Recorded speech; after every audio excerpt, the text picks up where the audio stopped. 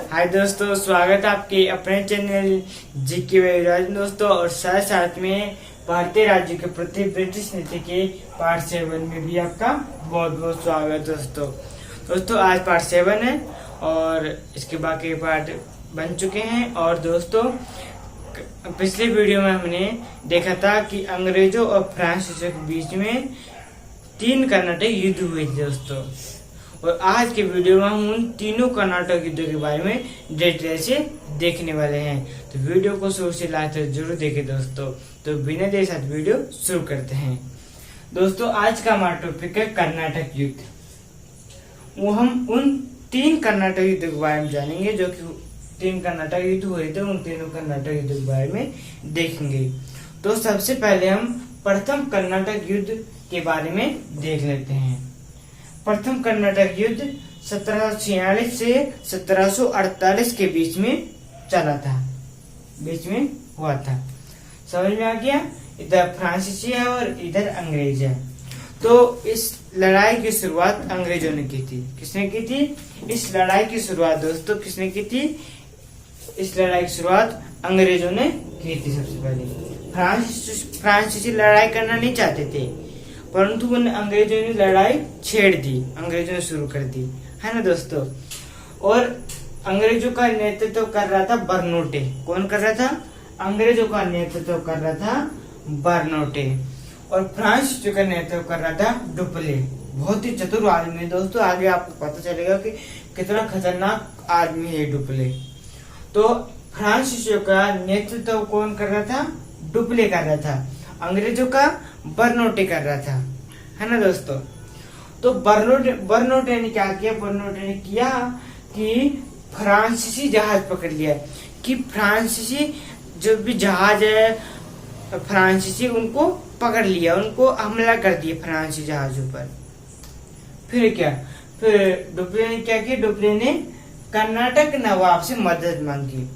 जो कर्नाटक के नवाब है उनसे डुप्ले ने मदद मांगी, परंतु कर्नाटक के नवाब ने उनकी मदद नहीं करी, मना कर दिया उन्हें मदद करने से। फिर डुप्ले गया मॉरिशस के गवर्नर से मदद मांगने, जिसका नाम था लाबुर्डोने। लाबुर्डोने डुप्ले की मदद कर दी। और लाबुर्डोने ने क्या किया? 3000 सैनिक दे दिया। क्या दे दिया? डुप्ले को अपने 3000 सैनिक दोस्तों दे दिया, है ना। क्योंकि वो जो लाबुडो था वह भी फ्रांसीसी था और डुप्ले भी फ्रांसीसी थे कि हम तो भाई भाई, हम तो मदद करेंगे आपकी, है ना। तो लाबुडो ने मदद किया डुप्ले की दोस्तों। और उस लाबुडो ने क्या किया? 3000 सैनिक भेजा और डुप्ले को दिया 3000 सैनिक। फिर डुप्ले ने 3000 सैनिक लेकर जो अंग्रेजों का जो मद्रास था दोस्तों, उस पर कब्जा कर लिया, मद्रास पर। फिर क्या? फिर दोस्तों लाबुडो ने दिमाग लगाया यहाँ और अंग्रेजों से 40,000 पाउंड पर मद्रास वापस दे दिया। क्या दे दिया? अंग्रेजों ने लाबुडो को 40,000 पाउंड दिया और अपना मद्रास वापस ले लिया, है ना। फिर क्या दोस्तों? फिर डुप्ले ने यहाँ दिमाग चलाया। बहुत ही खतरनाक आदमी है ये। डुप्ले ने क्या किया? डुप्ले ने मद्रास पर फिर से कब्जा कर लिया। अब क्या होगा? क्या दोस्तों कि 40,000 पाउंड भी ले लिए उन्होंने, फ्रांसीसी ने, लाबुडो ने। और मद्रास फिर मद्रास भी ले लिया अंग्रेजों से। तो बहुत ही चतुर आदमी है दोस्तों डुप्ले। आगे भी आपको पता चलेगा। तो अब अंग्रेजों ने क्या किया? अंग्रेजों ने फिर कर्नाटक के नवाब से मदद मांगी। अब कर्नाटक नवाब ने फ्रांसीसियों की तो मदद नहीं की, परंतु अंग्रेजों की मदद कर दी, है ना। तो अब क्या किया? अंग्रेजों ने कर्नाटक नवाब को भड़का दिया, है ना। तो अब क्या होगा? अब फ्रांसीसियों और कर्नाटक के नवाब के बीच में युद्ध होगा दोस्तों। तो उससे पहले हम इसका एक बार रिवाइज कर लेते हैं दोस्तों। तो अंग्रेजों ने लड़ाई शुरू की। इसका नेतृत्व बर्नोटे ने किया और इसका नेतृत्व डुप्ले ने किया। इन्होंने फ्रांसीसी राज को पकड़ लिए दोस्तों, और डुप्ले ने कर्नाटक नवाब से मदद मांगी, मना कर दिया। गवर्नर से मदद मांगी, लाबूडो था उसका नाम। उन्होंने 3 राजसैनिक भेजा, मद्रास पर कब्जा कर लिया। 40,000 पाउंड मद्रास वापस कर दिया, फिर से कब्जा कर लिया मद्रास पर। कोई डाउट यहाँ था दोस्तों? तो अब देख लेते हैं फ्रांसीसियों और कर्नाटक के नवाब के बीच में युद्ध। अब दोस्तों आगे हैं 1748 में दोस्तों सेंट थोमे का युद्ध हुआ। किनके बीच में? फ्रांसीसियों और कर्नाटक के नवाब के बीच में दोस्तों 1748 में सेंट थोमे का युद्ध हुआ, जिसमें दोस्तों कर्नाटक के नवाब का नाम था अनवरुद्दीन। इसका साथ दे रहे थे अंग्रेज, है ना। और फ्रांसीसियों का नेतृत्व कौन कर रहा था दोस्तों? फ्रांसीसियों का नेतृत्व कैप्टन पैराडाइज कर रहा था, और कर्नाटक मतलब कि अंग्रेजों का नेतृत्व अनवरुद्दीन कर रहा था।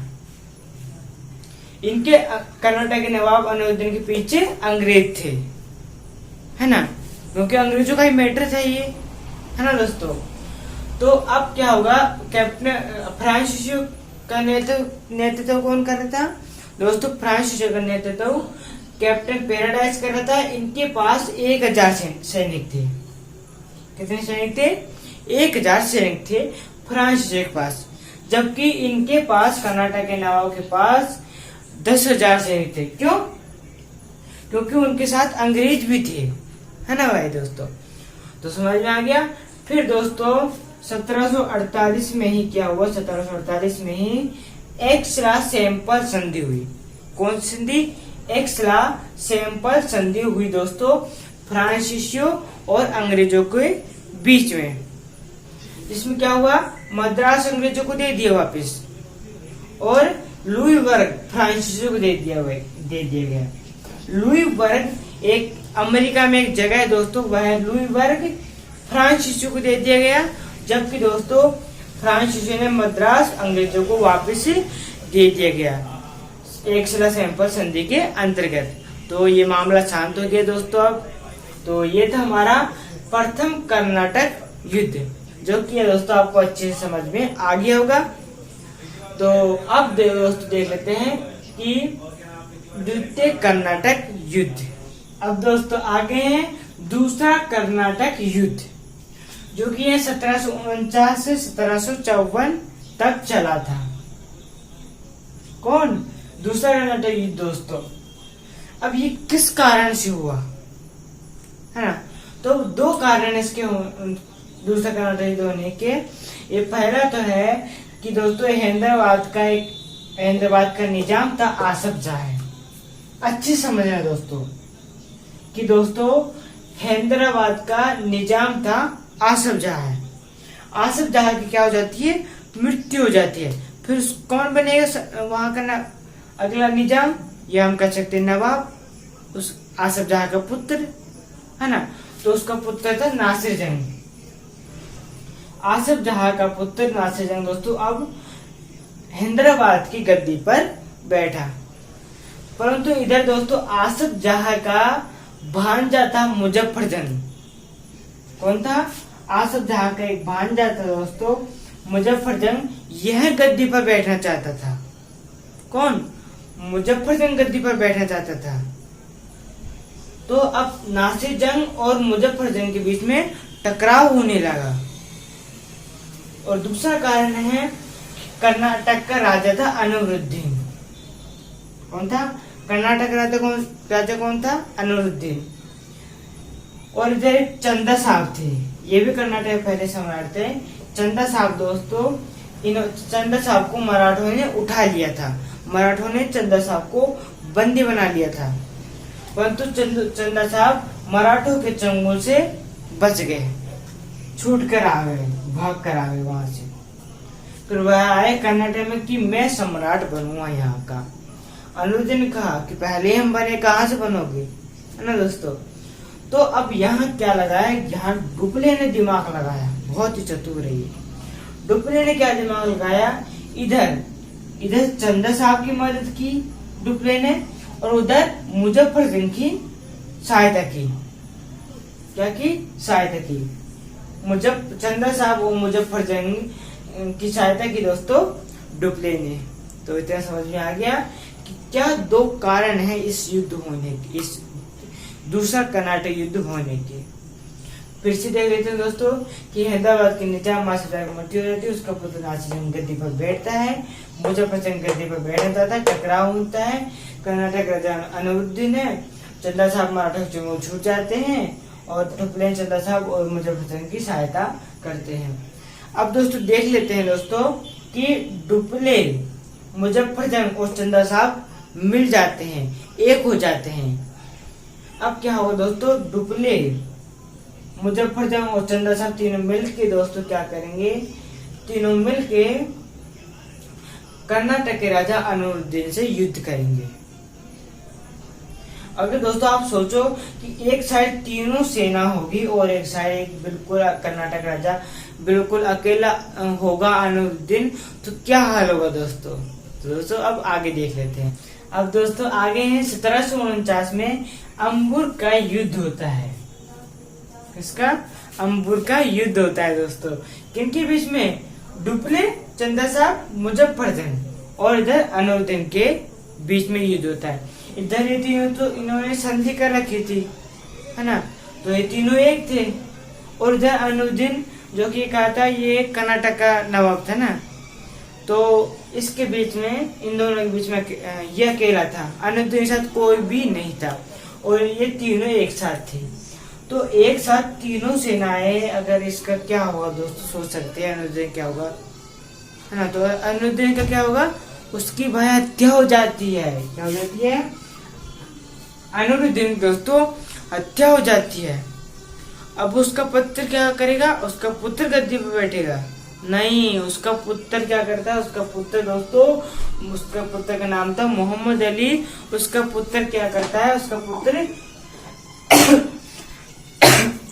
भाग जाता है, पलायन कर लेता है और त्रिचिन्नापल्ली में शरण लेता है। कहा लेता है? त्रिचिन्नापल्ली एक दुर्ग है दोस्तों, वहां जाके वह छुप जाता है। जो कि ये सपने देख रहा था कि पिताजी खेलते हुए बाद अपन राज गद्दी पर बैठेंगे, है ना। तो वह मोहम्मद अली क्या करता है, भाग जाता है और त्रिचिन्नापल्ली में जाकर वह शरण लेता है। तो अब किन की जीत हुई? डुप्ले, चंदा साहब, मुजफ्फरजंग की जीत हुई और अनवरुद्दीन की पराजय हुई। समझ में आ गया। अब चंदा साहब को क्या कर लेते हैं, कर्नाटक का नवाब बना देते हैं। करते हैं कर्नाटक का नवाब बना देते हैं दोस्तों चंदा साहब को, और कर्नाटक की राजधानी बन जाती है अर्काट। नई राजधानी क्या बन जाती है? अर्काट कर्नाटक की नई राजधानी बन जाती है दोस्तों। तो इतना क्लियर आपको हो गया होगा, कोई डाउट यहाँ तक। फिर जब चंदा साहब ने सोचा कि डुप्ले ने इतना कुछ किया हमारे लिए, तो उसको कुछ देने पड़ेगा, है ना। तो चंदा साहब ने डुप्ले को क्या दिया, चंदा साहब ने डुप्ले को पांडिचेरी के पास 80 गांव दिए भेंट के रूप में। समझ में आ गया कि डुप्ले की बुद्धि आपको समझ में आ गई कि कैसा खतरनाक व्यक्ति था डुप्ले। तो अब दोस्तों आगे देखने से पहले इसका एक बार रिवाइज कर लेते हैं कि 1749 में अंबुर का युद्ध हुआ।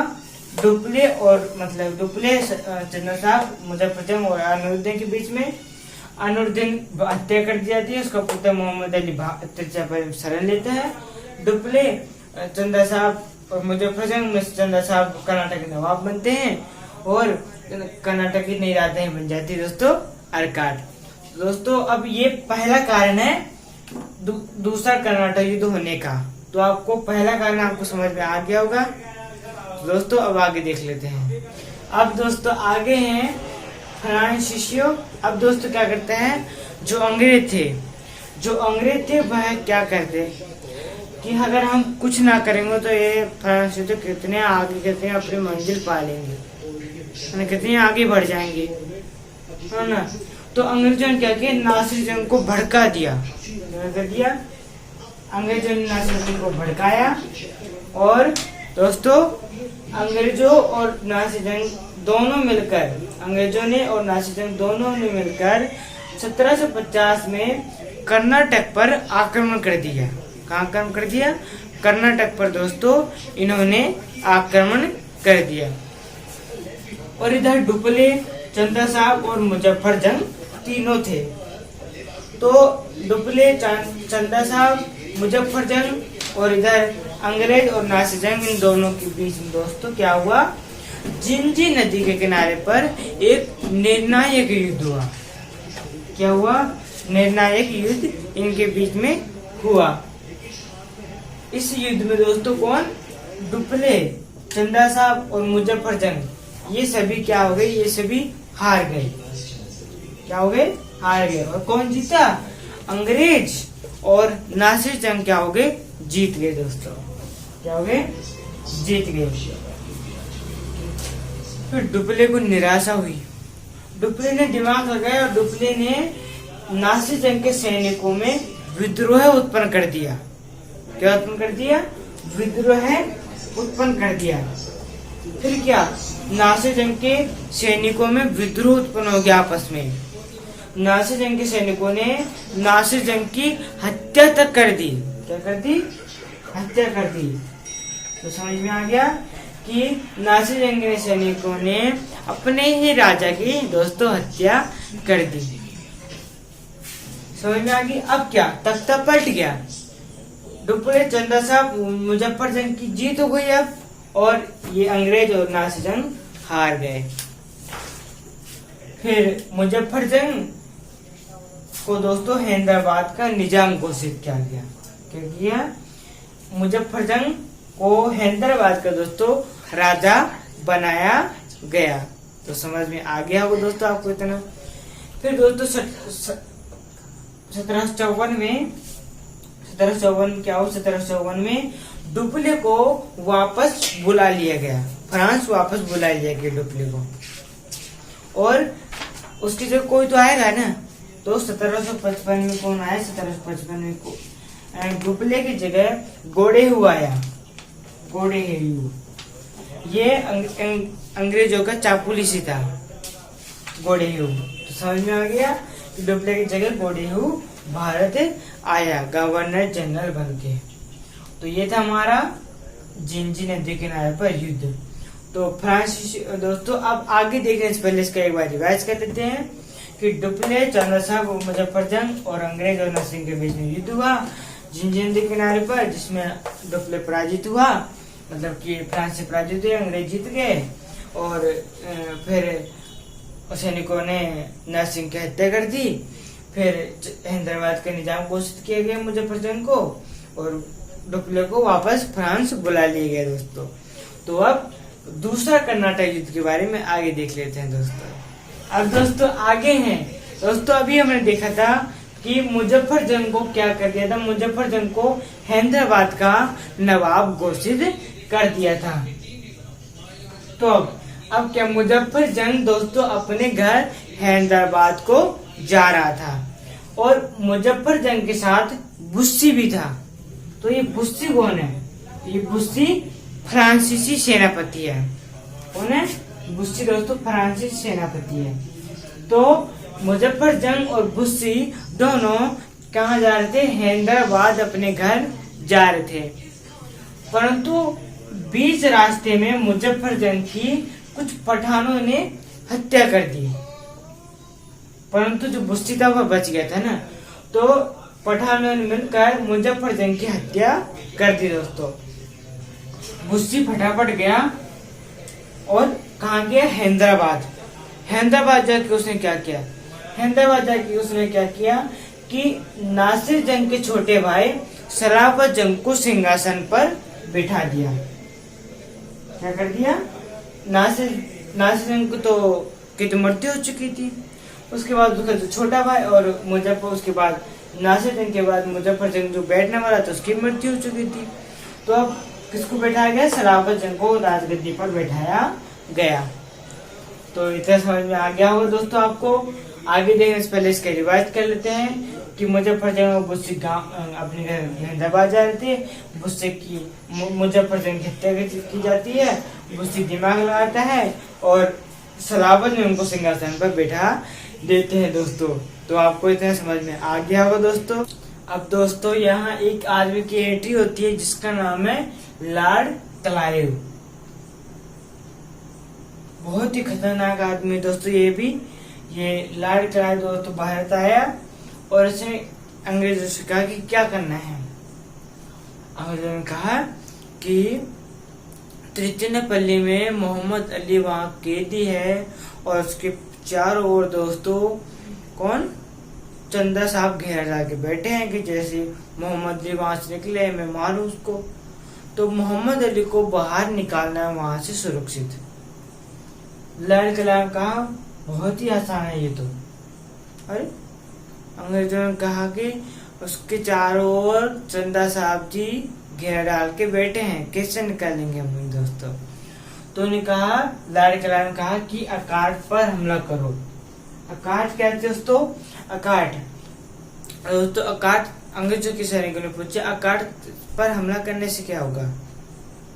तो लॉर्ड क्लाइव ने कहा कि जैसे ही हम अकाट पर हमला करेंगे तो चंदा साहब दोस्तों अपनी राजधानी को बचाने के लिए अकाट तिरुचिरापल्ली से रवाना होगा और अकाट आएगा और पीछे से हम दोस्तों मोहम्मद अली को वहां छुड़ा लेंगे, है ना। बहुत ही आसान है तो ऐसा ही किया अंग्रेजों ने क्या किया अंग्रेजों ने अकाट पर हमला कर दिया।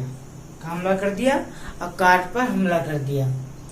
तो जैसे चंदा साहब को सूचना मिली, चंदा साहब दोस्तों तिरुचिरापल्ली से रवाना हुआ और वह अकाट के लिए रवाना हुआ।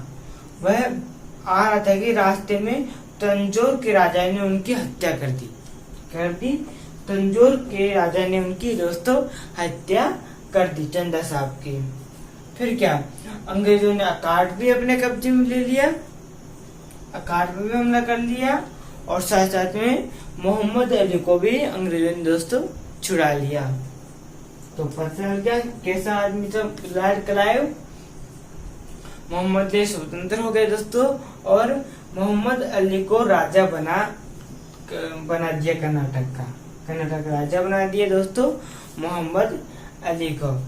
तो ये था हमारा दोस्तों दूसरा कर्नाटक युद्ध, जो कि आपको क्लियर हो गया होगा दोस्तों इतना। तो अब दोस्तों तृतीय कर्नाटक युद्ध देखने से पहले हम इसका एक बार रिवाज कर लेते हैं कि लॉर्ड क्लाइव ने कहा कि अकाट पर हमला करो। अंग्रेजों ने अकाट पर हमला किया। तिरुचिरापल्ली से चंदा साहब रवाना हुए। तंजौर राजा ने हत्या कर दी। मोहम्मद अली को राजा बना दिया कर्नाटक का दोस्तों। तो ये था हमारा दोस्तों इतना दूसरा कर्नाटक युद्ध दोस्तों, जो कि आपको अच्छे समझ में आ गया होगा। तो अब तृतीय कर्नाटक युद्ध दोस्तों तृतीय कर्नाटक युद्ध के बारे में डिटेल से देख लेते हैं। आगे दोस्तों तृतीय कर्नाटक युद्ध मतलब कि कर्नाटक का तीसरा युद्ध दोस्तों। कर्नाटक का तीसरा युद्ध दोस्तों 1756 से 1765 तक चला। 1756 से 1765 तक दोस्तों कर्नाटक का तीसरा युद्ध चला। और मैं बता देता हूँ आपको दोस्तों कि यूरोप तो आपको सुना ही होगा। तो यूरोप में सप्तवर्षीय युद्ध चल रहा था। क्या चल रहा था? सप्तवर्षीय युद्ध चल रहा था दोस्तों यूरोप में। और डुप्ले को तो फ्रांसीसियों ने वापस फ्रांस बुला लिया था, परंतु ये फ्रांसीसियों और अंग्रेजों की अभी भड़ास नहीं निकली थी। तो अब क्या करेंगे ये फ्रांसीसियों और अंग्रेज दोस्तों अब क्या करें, एक दूसरे की कोठी पर कब्जा करने में लगे हैं। मतलब कि अंग्रेज फ्रांसीसी की कोठी पर कब्जा कर रहे हैं, फ्रांसीसी अंग्रेजों की कोठी पर आक्रमण करके उनको अपने कब्जे में ले रहे हैं, एक दूसरे की कोठी पर कब्जा करने में लड़े मरे हैं। हाँ, तो इससे क्या मिलेगा दोस्तों? तो फ्रांसीसी और अंग्रेज दोस्तों एक दूसरे की कोठी पर कब्जा करने पड़े हैं। तो और फ्रांसीसियों ने, जैसे मैं बात कर देता हूँ, फ्रांसीसियों ने कर्नाटक क्षेत्र पर कब्जा कर लिया जो कि अंग्रेजों का था। फ्रांसीसियों ने अंग्रेजों का जो कर्नाटक क्षेत्र था दोस्तों उस पर कब्जा कर लिया। अगर हम अंग्रेजों की बात करें तो अंग्रेजों ने फ्रांसीसी कोटे चंदनगर, कासिम बाजार और पटना पर अधिकार कर लिया। इन सब पर क्या कर लिया? अधिकार कर लिया। तो दोस्तों आपको इतना समझ में आ गया होगा कि यूरोप में सप्तमसी युद्ध चल रहा है और फ्रांस अंग्रेज एक दूसरे कोटे पर कब्जा करने में लगे हैं। जैसे फ्रांस ने कर्नाटक क्षेत्र पर कब्जा किया, अंग्रेजों ने चंदनगर, कासिम बाजार और पटना पर अधिकार किया। परंतु दोस्तों असली लड़ाई तो अब शुरू होती है। ये मैं आपको बताने वाला हूँ अभी जो लड़ाई वह निर्णायक लड़ाई है दोस्तों वह भी देख लेते हैं। उसका नाम है वांडीवास का युद्ध। दोस्तों 1760 में दोस्तों वांडीवास का युद्ध हुआ फ्रांसीसियों और अंग्रेजों के बीच में। क्या हुआ? 1760 में दोस्तों वांडीवास का युद्ध हुआ। बहुत ही निर्णायक युद्ध हुआ दोस्तों। फ्रांसीसियों का नेतृत्व कर रहा था काउंट डी लाली। कौन? काउंट डी लाली फ्रांसीसियों का नेतृत्व कर रहा था और अंग्रेजों का नेतृत्व आयरकुट कर रहा था। कौन कर रहा था? आयरकुट अंग्रेजों का नेतृत्व कर रहा था। तो अब फ्रांसीसियों और अंग्रेजों के बीच में दोस्तों वांडीवास का युद्ध हुआ। 2-3 सालों तक यह युद्ध चलता गया। फिर बाद में 1763 में पेरिस की संधि हुई। क्या हुई? पेरिस की संधि हुई। किसके बीच में? फ्रांसीसियों और अंग्रेजों के बीच में दोस्तों 1763 में पेरिस की संधि हुई, जिसके अंतर्गत दोस्तों एक दूसरे के विजय क्षेत्रों को लौटा दिया गया और फ्रांसीसी सेना नहीं रखेगा। मतलब कि एक दूसरे के विजय क्षेत्रों को लौटा दिया। मतलब कि अंग्रेजों ने जितने भी फ्रांसीसियों के क्षेत्रों को अपने कब्जे में ले रखा था उनको दे दिया। फ्रांसीसियों ने अंग्रेजों के जितने भी क्षेत्रों को अपने कब्जे में ले रखा था वो वापस अंग्रेजों को दे दिया। हिसाब बराबर, कोई डाउट यहाँ तक। और ये भी कहा गया कि फ्रांस सेना नहीं रखेगा। मतलब कि फ्रांस सेना नहीं रखेगा। कहाँ? भारत में। फ्रांस केवल व्यापार करने के लिए आया दोस्तों, तो वह व्यापार ही करेगा, वह सेना नहीं रखेगा भारत में। ऐसा इस संधि में कहा गया। तो अब फ्रांसीसियों को सेना फ्रांस भेजना पड़ा, है ना। तो इतना आपको समझ में आ गया होगा दोस्तों। तो ये था हमारा तृतीय कर्नाटक युद्ध। किस तरह से वांडीवास का युद्ध हुआ, फ्रांसीसी गांव डिलाली, अंग्रेज आयरकुट, पेरिस की संधि हुई, एक दूसरे के बीच से तो लौटा दिया गया और फ्रांस सेना नहीं रखेगा। तो अब मामला शांत हो गया। तो ये थे दोस्तों हमारे कर्नाटक के 3 युद्ध। कर्नाटक का प्रथम युद्ध, कर्नाटक का द्वितीय युद्ध और कर्नाटक का तृतीय युद्ध दोस्तों। अगर इन तीनों युद्धों में अगर आपको कोई डाउट है तो दोस्तों वीडियो के नीचे कमेंट करिए, तो हम उसका रिप्लाई जरूर देंगे। तो दोस्तों आज के वीडियो यही समाप्त करते हैं। और जो कर्नाटक युद्ध थे वो पूरे हो गए हैं और मुझे पूरा विश्वास है आपको समझ में आ गए होंगे सभी। तो मिलते हैं अगले वीडियो में, तब तक के लिए सभी दोस्तों को जय हिंद, जय भारत।